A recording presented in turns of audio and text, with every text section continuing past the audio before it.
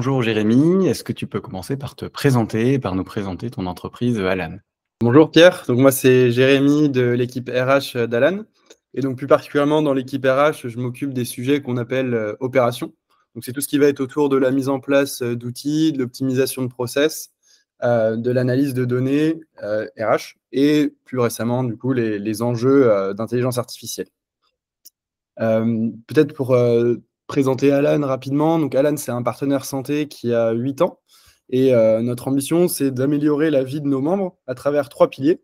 Le premier, ça va être une assurance santé et une prévoyance qu'on a essayé de créer de la manière la plus simple, la plus efficace et la plus réactive possible.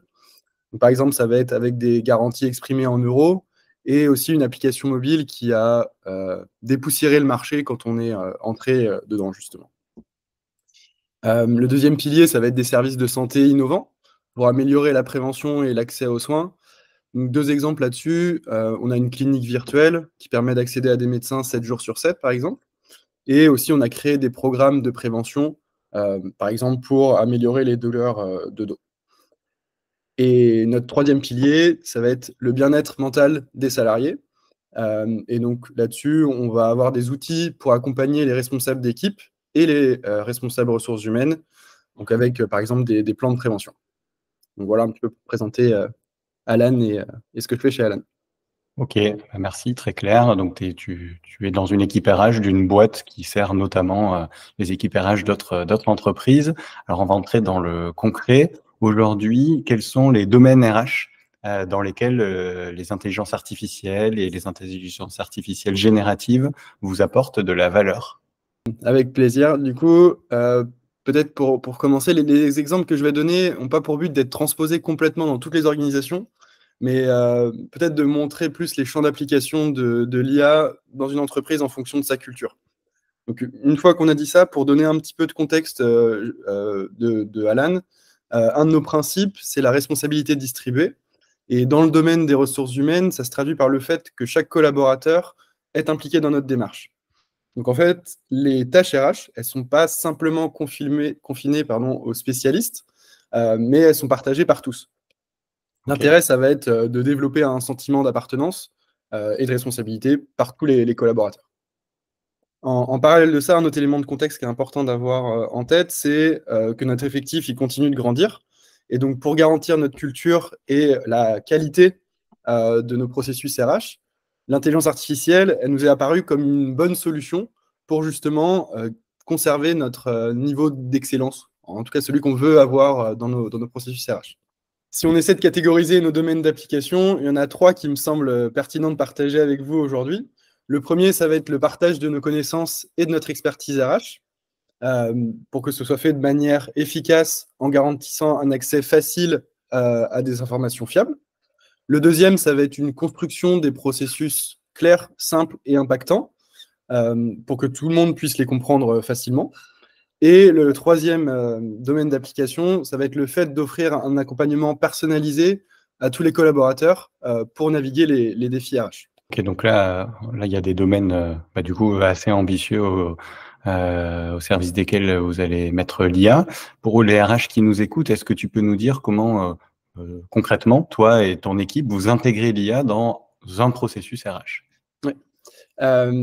Pour clarifier, comme tu as pu déjà le dire, lorsqu'on parle d'IA, et que je vais parler d'IA ici, on va parler d'IA conversationnelle de type ChatGPT, donc comme tout le monde a peut-être pu expérimenter directement.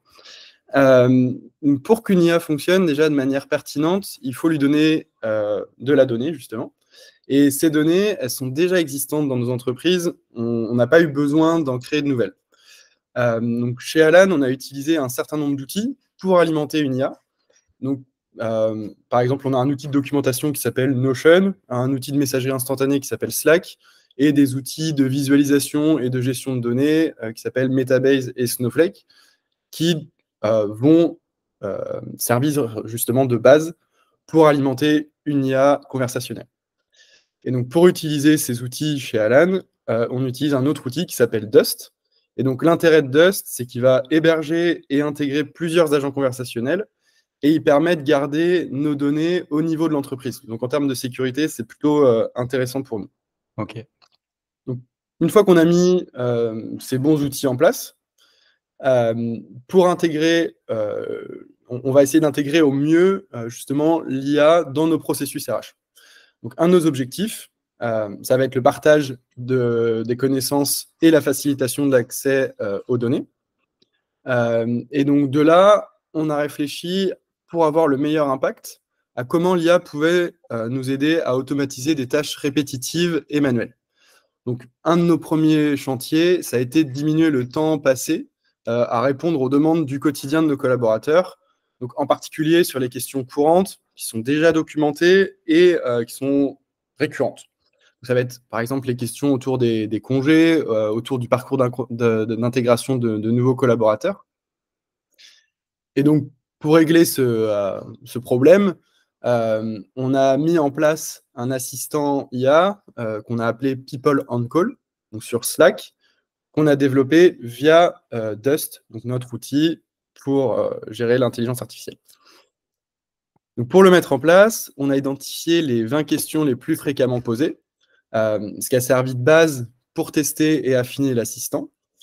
Et cet assistant vient piocher dans notre base de données et de nos connaissances RH, donc Notion, notre outil de documentation, pour fournir des informations précises et pertinentes pour chaque collaborateur. Ici, l'expérience collaborateur, en fait, elle n'a pas été changée fondamentalement, puisqu'ils peuvent interagir directement sur Slack, donc notre outil de messagerie, en mentionnant People on Call, et ça va déclencher une réponse automatique de l'IA. Donc en termes d'adoption, c'était assez fluide. Et en plus de ça, on voit directement que c'est une réponse qui a été générée par de l'intelligence artificielle. Ok. Est-ce que ça marche bien? Ça marche plutôt très bien. En revanche, pour que ça fonctionne, il faut que l'équipe RH évalue de manière régulière les réponses pour s'assurer de la qualité, parce qu'effectivement, parfois, il y a des des vrais faux positifs, justement. Peut-être pour te donner un chiffre, en termes de résultats, cet assistant, il nous aide à répondre à plus de 160 questions par mois. Donc, ça représente à peu près 30 à 40% des questions qu'on peut recevoir. Et donc, du coup, de rediriger notre temps vers des sujets un peu plus stratégiques. Oui, logique. Ouais, peut-être pour te mentionner une limite, c'est de s'assurer en fait que notre documentation va toujours être à jour. Parce que l'IA aujourd'hui, elle ne peut pas faire la distinction entre une information qui est périmée et une information qui est à jour. Et comme elle va venir piocher dans notre documentation, dans nos conversations de messagerie instantanée, elle va prendre les infos agrégées de partout. Et donc, si on n'a pas bien documenté ou pas bien sourcé nos informations, eh bien, elle va venir piocher l'information qui lui paraît la plus pertinente, mais qui n'est pas forcément la plus juste. Donc, il faut qu'on s'assure de cette mise à jour constante. Et donc, chez Alan, on a une culture de l'écrit de base avant de mettre à jour, avant d'implémenter l'intelligence artificielle. Et donc, ça nous aide à pouvoir maintenir cette documentation à jour. Mais cette culture de l'écrit que vous avez déjà depuis un moment, c'est un gros atout, que n'ont pas forcément toutes les entreprises, mais c'est un préalable important pour avoir des informations fiables, pour nourrir l'IA, pour qu'ensuite elle puisse faire gagner du temps au RH et même à tout le monde. Et alors, tout à l'heure, tu parlais dans les exemples que tu citais de la construction de processus RH clairs, simples et impactants. Quel rôle joue l'IA dans ce domaine-là pour vous aider à atteindre cet idéal? Oui, effectivement, si on prend un exemple assez concret, on va prendre l'exemple du recrutement. On explore et on teste l'intégration de l'IA pour à la fois améliorer l'expérience des candidats, mais aussi d'améliorer l'efficacité des équipes.